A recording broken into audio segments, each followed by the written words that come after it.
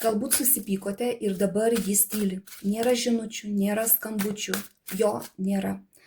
Ir natūralu, kad galvoje pradeda kilti klausimai, kodėl jis tyli, ar vis dar galvoja apie mane, o gal jo gyvenime jau yra kita moteris. Ir pasižiūrime, ką rodo kortos. Bus 3 pasirinkimai. Pirmiausia, žiūrime, kas šiuo metu jo galvoje.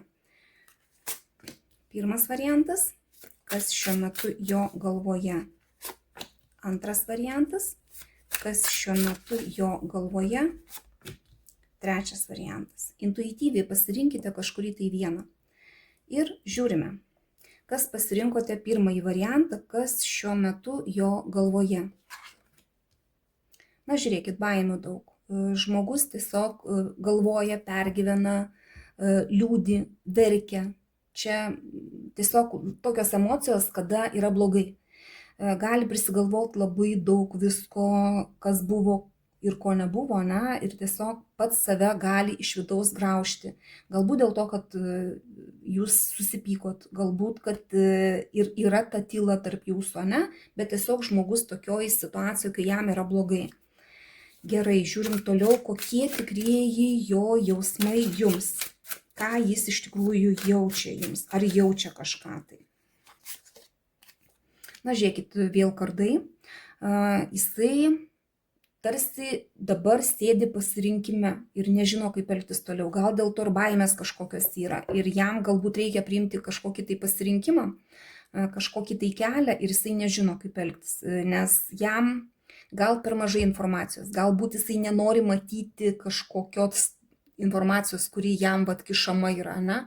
Ir jisai galbūt analizuoja, galbūt galvoja, bet šiuo metu pas jį tokie jausmai sujaukti, tie jausmai tokie einantis per galvą, per permastymus, pergalvojimus. Ir čia toksai net ne jausmas daugiau, o vis dėlto galvojimas, kaip elgtis toliau. Gerai, ar šalia jo yra kita moteris, klausime. Ne, čia nėra kitos moters, nors gali būti taip, kad jisai galvoja apie praeitį, galbūt kažkada buvo pas jį kažkas tai, ne šiuo metu, ne, bet anksčiau, galbūt santykius kažkokius tai turėjo, ne, ir jisai dėl jų dar vis liūdi, galbūt lygina, galbūt tas pas jį toksai negalima pasirinkti, galbūt dėl to, kad dar neišėjo iš senų santykių. Gali būti toks variantas, galbūt čia pas jūs nesena ta pažintis ir neaišku, kas toliau dėl to. Todėl, bendras kortų skaitimas tiesiog nėra priešistorės ir kortos rodo, kad pas jį yra liūdesys dėl praeities kažkokios, bet konkrečios moters šalia jo šiuo metu nėra. Gerai, kur link juda šita situacija? Žiūrim, kas toliau bus iš to. Na, žiūrėkit, jisai pasirodys. Dabar tyli, dabar kažkur tai galbūt tuose savuose apmąstymuose, bet jisai išeis į bendravimą su jumis, jam tiesiog galbūt reikia pabūti, galbūt jisai priims kažkokį tai sprendimą, galbūt išliūdės. Galbūt kažkas jo gyvenime pasikeis, bet jisai išeis į bendravimą su jumis, bent jau kažkokią tai žinią jums duos. Dar pasižiūrim patarimą tada, kaip jums elgtis šiuo metu. Jūs žiūrėkit, jūs elkitės protingai, kaip supratinga, kaip moteris, kuri suvokia situaciją, ir jūs gal pati ramiai sėdėkit ir nebandykit pati kažkaip tai jo ieškoti, lysti, rašyti, skambinti, Tiesiog ramiai laukite. Jūsų tokia pozicija bus geresnė, kai jūs parodysite, kad suprantat situaciją ir nebandysit pati klausinėti, kas kur kaip. Tiesiog laukite.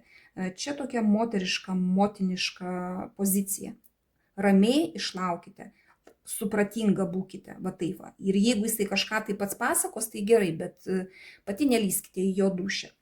Taip, toliau žiūrime, kas pasirinkote antrąjį variantą, kas jo galvoje šiuo metu. Monetų pažas, čia toksai žmogus galbūt dar nebrandus.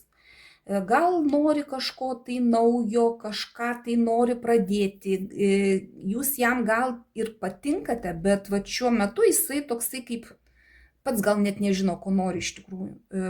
jam norisi ir to, ir to, ir to, ir jisai toksai kaip nebrandus žmogus, negalintis pasirinkti, galbūt net ne viską rodo, net nepasakoja, kas pas jį yra dūšiai. Bet čia toksai tik tai pažiukas, ir jo galvoj gal jisai nori ir to, ir nori pabandyti galbūt santykius su jumis, bet va taip pats nežino. Galbūt dar kažką tai nori pabandyti, irgi pats nežino. Nu, toks truputį neaiškumas jo galvoje. Gerai, kokie jo tikrieji jausmai jums?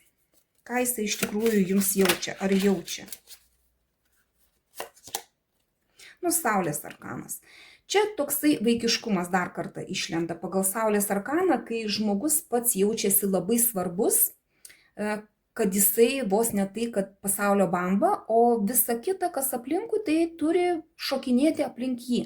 Tiek pagal pažą monetų, tiek pagal Saulės arkaną yra labai daug egoizmo ir tokio vaikiško egoizmo.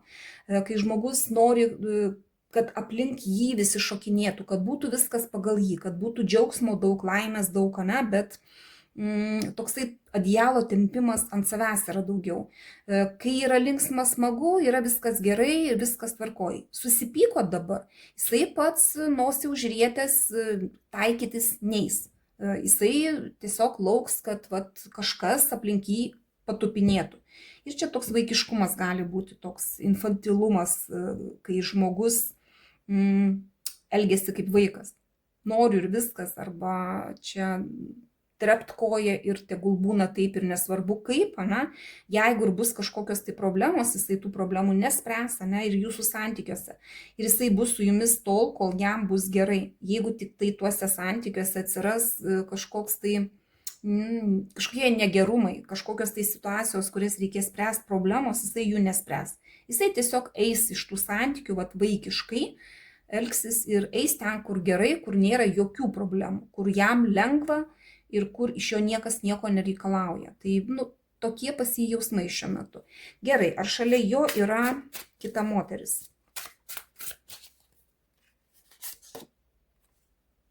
Ne. Nėra čia kitos moters. Čia tiesiog toks išėjimas į save. Jeigu jisai ir tyli, tai čia gal tas egoizmas ima viršų, kad jisai negali pats pirmas eiti taikytis, rodo savo principus kažkokius, tai ir moters kitos nėra, žodžiu, čia kaip ir nereikėtų net galvoti apie tai. Gerai, o kur link juda šita situacija?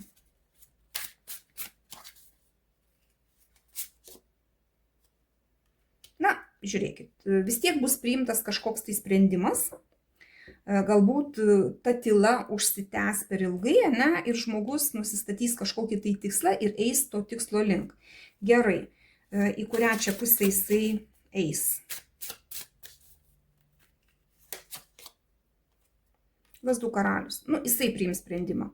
Vis dėlto jisai priims sprendimą ir bandys galbūt išeiti iš tos tylos kažkokiu tai būdu. Gal ne taip greitai, kaip jums norėtųsi, bet priims jisai sprendimą ir jisai vis dėlto išeis. Kaip jums elgtis šitoj situacijoje, dar pasižiūrim.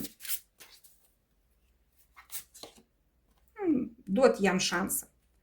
Tegul jisai dabar dar patyli, jeigu tyli, bet jūs pati irgi ramiai laukit ir jeigu jisai kažkaip eis į tą išeis į dialogą su jumis, pagaliau išlys iš tos tylos, tai kalbėkitės, duokit jam šansą kažkaip tai pasiteisint galbūt, kodėl jisai čia buvo toj tyloj, arba jeigu buvot susipykę, irgi duokit jam šansą galbūt susitaikyti.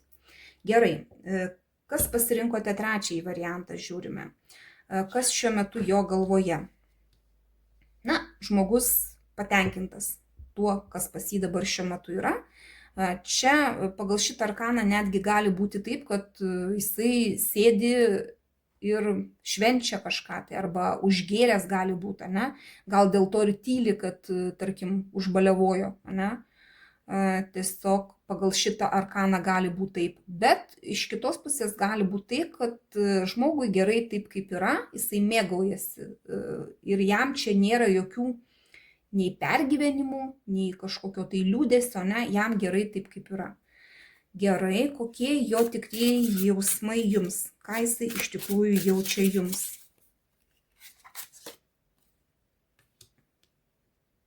Na, jisai, žiūrėkit, piktumas buvo ir jisai nori iš to piktumo išeiti. Galbūt jisai taip ir jaučiasi, ne, jam buvo negerai tuose santykiuose, kas pas jūs buvo, ne, kažkas tai jam netiko. Ir jisai dabar va taip jaučia, kad jisai išeidinėja iš to, kas buvo negerai. Arba jau išėjo su ta savo tyla. Gerai, ar šalia jo yra kita moteris?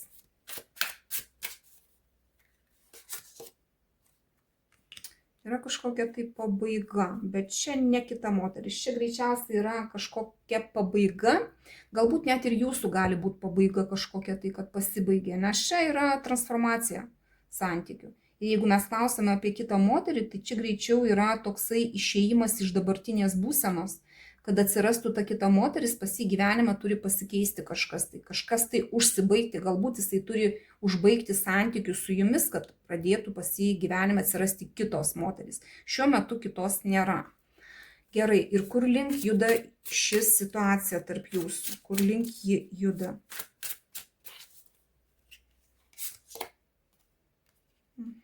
Darbo arkanas krenta iš tikrųjų. Aiškinsitės jūs tą situaciją, dabar jisai tyli, ane, dabar kažkur tai dingęs, bet reikės išsiaiškinti. Reikės dėti kažkokias tai pastangas, kad iš tos situacijos, iš to vat, tokio, iš tos tylos išeitumėt. Jums patarimas, kaip jums elgtis.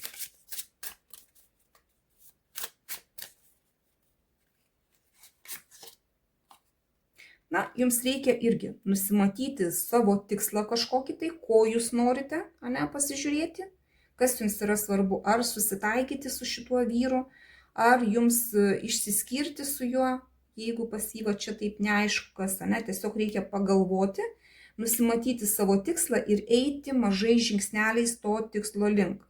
Bet čia daugiau sakyčiau, kad vis dėlto reikėtų išsiaiškinti, kas pas jūs yra, kokie tie santykiai ir aiškumą įsinešti ir tada jau judėti kažkur tai toliau, galbūt ir tuose pačiuose santykiuose, bet įnešus aiškumą.